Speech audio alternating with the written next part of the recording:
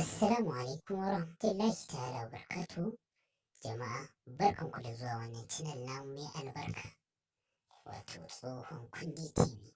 Wannan channel ta mai albarka tana amfana da ku da abubuwa kala-kala.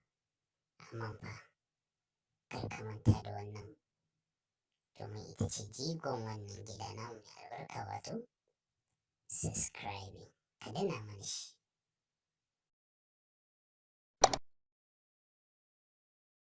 Assalamu alaikum wa rahmatullahi ta'ala wa barakatuhu. To ga wani sirri da muka zo muku da shi, kun san yanayin wallahi yanzu al'amuran sun lalace. Kana taka Allah na tashi.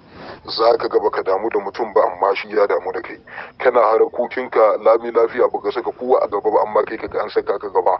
To me ke kawo muna wannan idan aka saka mu gaba ana samun nasara a kan mu yin kwance kace ƙaini tun da ba kowa bane ba zan nemi taimako ba a'a wannan bai yi ba amma ka tashi ko ba ka komi ka nemi kariyar jikinka yadda ko da wani abu zai samun kai zo maka da sauki ba tare da ya kwantar da kai ba.